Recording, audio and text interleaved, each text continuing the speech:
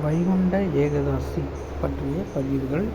வெள்ளிக்கிழமை வைகுண்ட ஏகாதசி அன்று விரதம் இருப்பவர்கள் தவறியும் செய்யக்கூடாத 5 விஷயங்கள் பற்றி பார்க்கலாம். குரோதி வருடம் மார்கழி மாதம் 26ஆம் தேதி பெரிய ஏகாதசி என்று கூறப்படும் வைகுண்ட ஏகாதசி விரதம் வெகு விமரிசையாக அனுஷ்டிக்கப்படும். எல்லா விஷ்ணு ஆலயங்களிலும் சொர்க்கவாசல் திறப்பு விழா அன்றைய நாளில் நடைபெற இருப்பதால் திரளான பக்தர்கள் வைகுண்ட வாசனை தரிசிக்க விரதமிருந்து வழிபடுவார்கள். வைகுண்ட ஏகாதசி விரதம் இருப்பவர்கள் தவறிக்கூட செய்யக்கூடாத 5 விஷயங்கள் என்னென்னங்கிறத பார்க்கலாம்.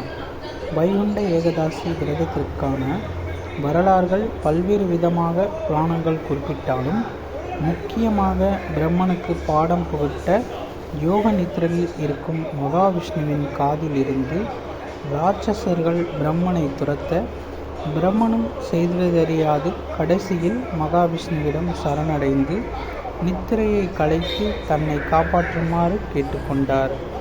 நித்திரையில் இருந்து எழுந்த மகாவிஷ்ணு மது கைடபர் என்கிற அந்த ராட்சசர்களிடம் பிரம்மனை விட்டுவிடும்படியும் தங்களுக்கு வேண்டிய வரம் தருவதாகவும் கூறினார். ராட்சசர்களோ, தாங்கள் என்ன எங்களுக்கு வரம் தருவது? நாங்கள் வேண்டுமானால் உங்களுக்கு வரம் தருகிறோம், என்று வரம் வேண்டும் கேளுங்கள் என்று கேட்டனர். மகாவிஷ்ணு உங்களை வதம் செய்ய வேண்டும் என்று சாதுரியமாக வரத்தை கேட்டுவிட்டார்கள். நாமே வசமாக மாட்டிக்கொண்டமே சரி என்று நினைத்த அந்த ராட்சசர்கள் ஒரு விண்ணப்பத்தை வேண்டினர். 1 மாதம் எங்களுடன் யுத்தம் புரிந்த பிறகு நீங்கள் உங்கள் கையால் எங்களை வதம் செய்ய வேண்டும் என்று கேட்டுக்கொண்டனர். அவர்களின் ஆணைக்கிணங்க மகாவிஷ்ணு யுத்தம் புரிந்து அவர்களை வீழ்த்திவிட்டார். மகாவிஷ்ணுவின் மகிமைகளை உணர்ந்த அந்த அசுரர்கள் தங்களை வைகுண்டத்தில் நித்திய வாசம் செய்ய வரம் கேட்டனர். அவர்களின் ஆசைப்படியே வடக்கு வாசல் திறந்து வைகுண்டத்தில் நித்திய வாசம் புரிய அவர்களுக்கென இடத்தை கொடுத்தார். அவர்கள் பெற்ற இன்பம் இவ்வையக மக்களுக்கும் பெறுவதற்காக அந்த ராட்சசர்கள் இந்த ஏகாதசி நாளன்று சொர்க்கவாசல் வழியாக உங்களுடன் வந்து உங்களை தரிசிப்பவர்களுக்கு முக்தி கொடுக்க வேண்டும், வைகுண்டத்தில் ஒரு இடம் கொடுக்க வேண்டும் என்று வேண்டிக் கொண்டனர். நாளை உற்சவமாக கொண்டாட வேண்டும் என்று சுயநலமில்லாத இந்த வேண்டுதலுக்கு இணங்கி இன்றும் சொர்க்கவாசல் வழியாக வரும் பக்தர்களுக்கு முக்தி கொடுத்து கொண்டிருக்கிறார் மகாவிஷ்ணு.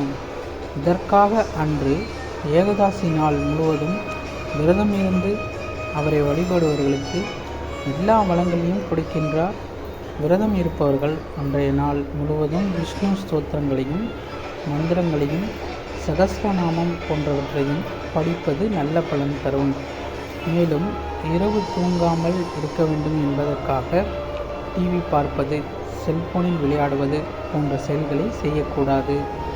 முழு ஆன்மீக சிரத்தையுடன் செய்யும் பொழுதுதான் இதற்கான முழு பலனும் கிடைக்கும் என்பதை மனதில் வைத்து கொள்ளுங்கள். அதே போல அன்றைய நாள் முன்னோர்களின் நினைவு நாளாக இருப்பின் அவர்களுக்குரிய சிரார்த்தத்தை செய்யக்கூடாது. மறுநாள் தான் சிரார்த்தம் செய்ய வேண்டும். கண்டிப்பாக ஏகாதசி விரதம் இருப்பவர்கள் ஒருவேளையாவது உபவாசம் இருந்து விரதம் இருக்க வேண்டும்.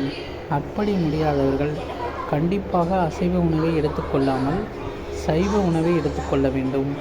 நீங்கள் விரதம் இல்லாவிட்டாலும் விரதம் இருப்பவர்களை கேலி கிண்டல் செய்வது கூடாது. அதே போல விரதத்தை முழுமையாக நிறைவு செய்ய வேண்டும். மறுநாள் துவதசி அன்று காலையில் இருந்து குளித்து முடித்துவிட்டு பூஜை செய்து துளசி தீர்த்தம் பருகி விரதத்தை முறையாக நிவர்த்தி செய்ய வேண்டும்.